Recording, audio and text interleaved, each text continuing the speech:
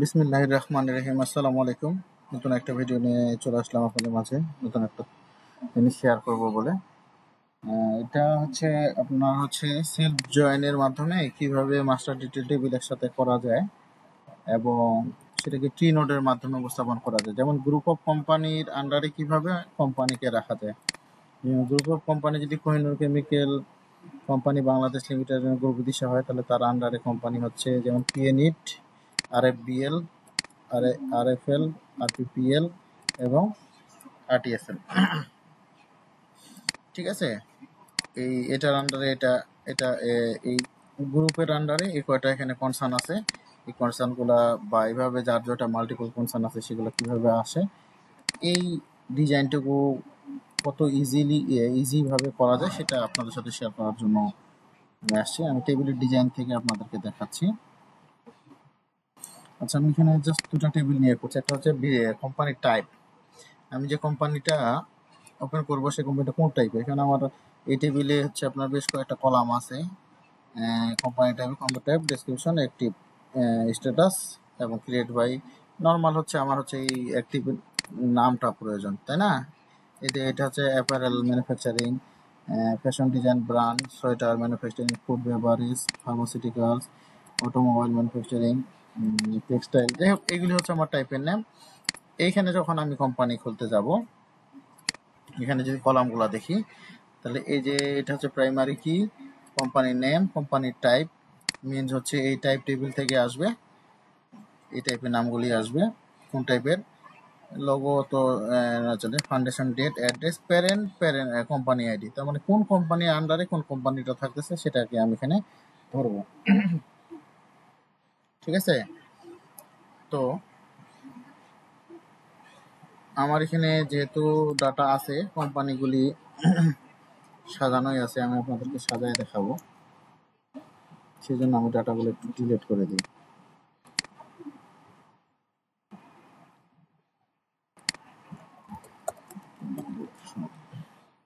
আচ্ছা, 6টা ডাটা ছিল, এখানে কিন্তু অলরেডি ডাটা আমার নাই, তাই না? আচ্ছা, আমি নতুন করে ফর্ম বানাবো, সেই ফর্ম নিয়ে দেখাবো যে আসলে কিভাবে কি হচ্ছে। ওকে, আমি একটা পেজ নেব, পেজে গিয়ে আমি কি করব, ট্রি নোটের মাধ্যমে দেখাতে চাচ্ছি। এই যে ট্রি সিলেক্ট করব, এটা দেবো আমি কোম্পানি সেট আপ 2 নাম দিলাম। হ্যাঁ, আচ্ছা, এখানে আমি কি করব, এখানে আমি কোম্পানি টেবিলটা ধরবো, এখানে আমার যা আছে থাকুক, অসুবিধা নেই। নেক্সট করলাম।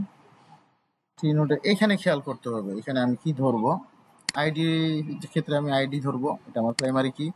প্যারেন্ট আইডি মিনস হচ্ছে আমার প্যারেন্ট কোম্পানি আইডি। নোট টেক্সটে আমি কি দেখাবো, কোম্পানির নাম দেখাবো। স্টার্ট উইথ কি দেখাবো, স্টার্ট উইথ আমি দেখাবো parent company ID. Start tree হচ্ছে ভ্যালু ইজ নট, কলাপসেবল থাকবে, আপনার এক্সপ্যান্ড অল থাকবে, বাটন অটো ক্রিয়েট হয়ে যাবে। আচ্ছা, তাহলে 5 নম্বর পেজ কিন্তু আমার তৈরি হয়ে গেছে, কিন্তু কোনো ডাটা নেই, কারণ টেবিলে কোনো ডাটা নেই, সেই ডাটা তো আমি ফেলেই দিছি। আচ্ছা, এখানে আমি গেলাম, এই যে বাটন দুটো আমার আছে, এই বাটন দুটার পজিশনটাকে সর্বপ্রথম চেঞ্জ করে দিই। এই পজিশনটাকে ক্রিয়েট থেকে আমি ইডিটে নিয়ে গেলে এটা উপরে চলে যাবে।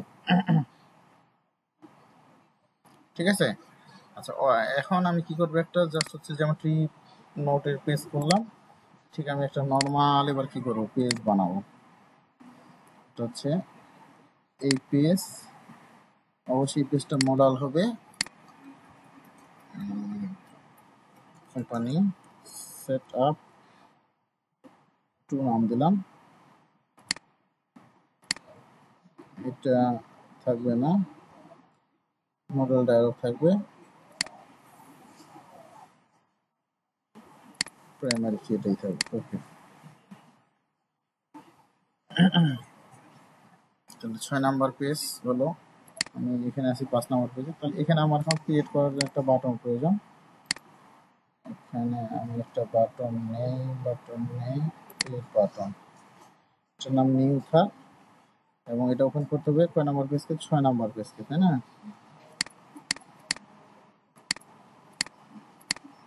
6 নাম্বার পেজে যাবে, ক্লিয়ার হবে 6 নাম্বার পেজকে ওপেন করার সময়।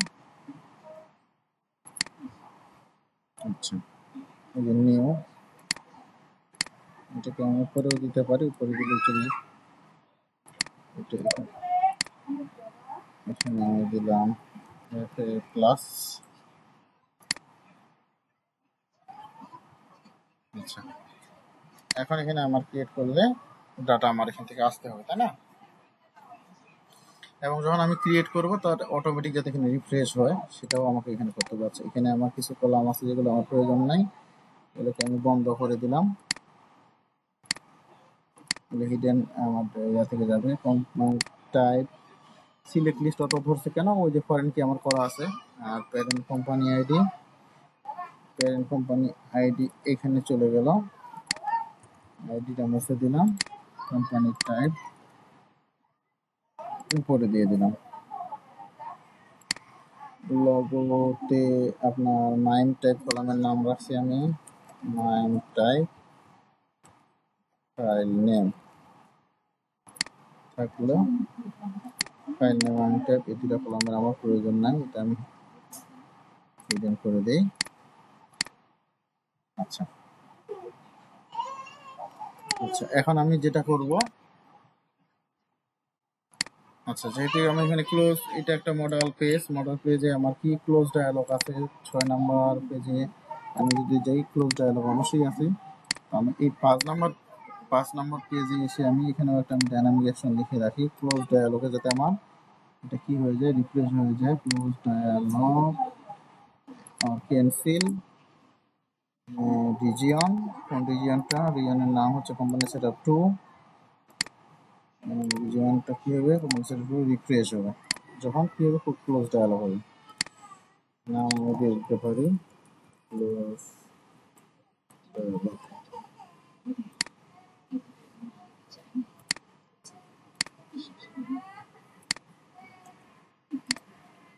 এখন যদি আমি একটা ক্রিয়েট করি, এটা ভ্যালু যদি দিই, এটা কোম্পানি নাই, কোম্পানি টাইপ দেব না, ঠিক আছে। ফাউন্ডেশন টাইপ দিয়ে পয়লা জন্য অ্যাড্রেস দিলাম একটা ঢাকা, অটোমেটিক আমার এখানে চলে আসছে। ওকে, আমি যে আরেকটা ক্রিয়েট করতে চাই, এটার এগেইনস্টে আমি করব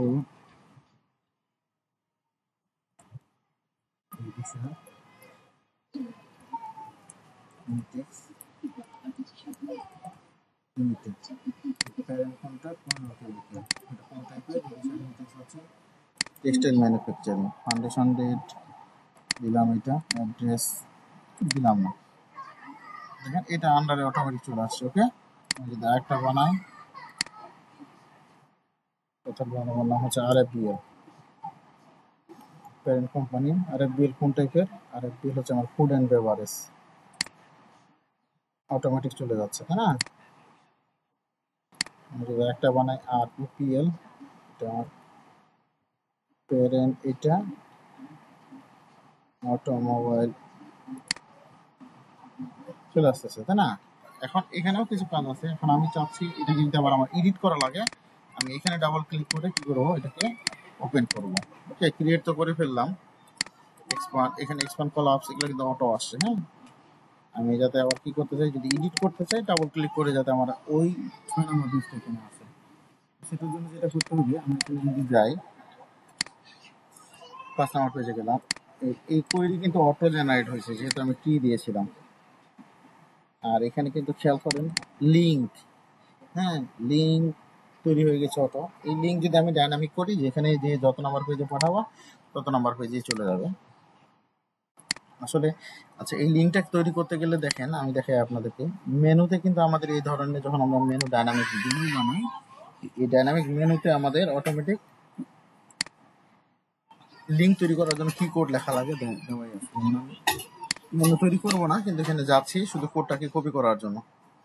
এই যে এক্সাম্পলে আমাদের কোড দেওয়া আছে, এই জিনিসগুলি বুঝে বুঝে যদি কোথায় কি আছে, কিভাবে ব্যবহার করতে হয় সেটা যদি আমরা জানি, তাহলে এগুলো নিয়ে কোনো প্রবলেমও সাধারণত হয় না। যেমন আমি এই পেজে আসলাম, এই যে লিঙ্কে যাচ্ছি, এখানে আমি যাচ্ছি কয় নাম্বার পেজে, 6 নাম্বার পেজে যাব। 6 নাম্বার পেজের আমার প্রাইমারি কি কলামের নাম হচ্ছে আমার আইডি। এখান থেকে আমার যে কলামটা পাস হচ্ছে সেটার নামও আইডি।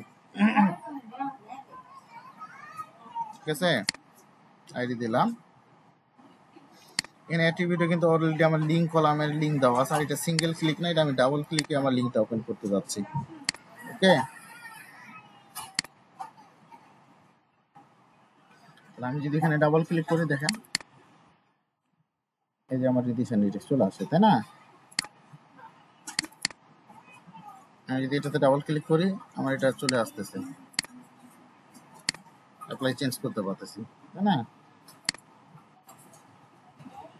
তাহলে কত সিম্পল একটা বিষয়, কত ইজিলি আমি করতে পারতেছি। আবার নতুন একটা যদি ক্রিয়েট করতে চাই, মনে করো আমি আরেকটা প্যারেন্ট গ্রুপ আর একটা বানাবো।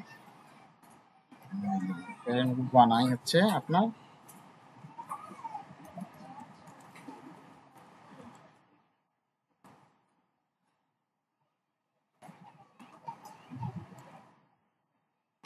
ঠিক আছে, কোম্পানি টাইপ থাকগুলো দিলাম না, ফাউন্ডেশন ডেট দিলাম একটা। ঠিক আছে,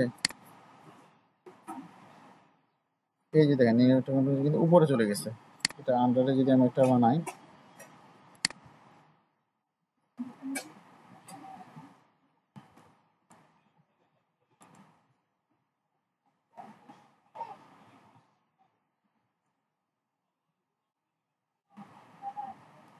সফটওয়্যার লিমিটেড, এটা কোনো ইন্ডিকেটরটা নেবে, কোম্পানি টাইপ। কোম্পানির টাইপ এই ধরনের এখানে নাই, সফটওয়্যার ফার্ম টাইপ একটা আমরা বানিয়ে নিলে আমাদের রাস্তা, সেটা আন্ডারে কিন্তু দেখেন অটোমেটিক এখানে চলে আসছে, তাই না? তাহলে মাল্টিপল জিনিস আমি এইভাবে রাখতে পারতেছি। আচ্ছা, তাহলে এই জিনিসটাই আমার মূল উদ্দেশ্য ছিল। এবং এখানে আইকনগুলি আপনি চাইলে কি করতে পারেন, এখানে আমি একটা করব যে আইকন আপনি টেবিলে রাখলে টেবিল থেকেও আনতে পারবেন। আবার যদি এখানে একটু চিন্তা করেন, আচ্ছা আইকনের ক্ষেত্রে এখানে আইকন ধরাতে হবে, অ্যাট্রিবিউটসে গিয়ে এই যে আইকনের ক্ষেত্রে আইকনই যাবে, এটা কোনো থাকবে না, এটা হবে আপনার এফ এ।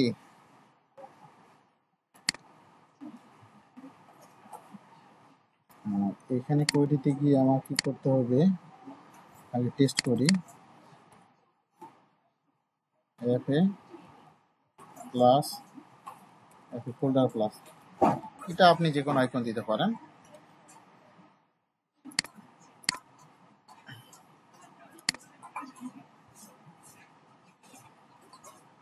ফোল্ডার প্লাস চলে এসেছে, তাই না?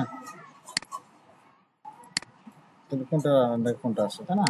তাহলে এখানে আমি আরেকটু কাজ করতে পারি, এখানে যদি আমি একটু কন্ডিশন ব্যবহার করতে চাই যে কোনটাতে কোন আইকন ধরবে, কেস হয়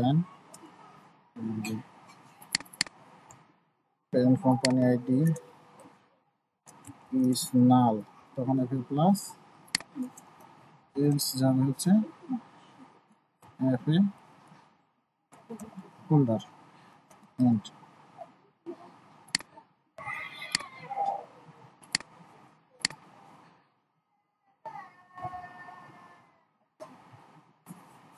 case one primary is null, then কথাটা লেখা হয় না,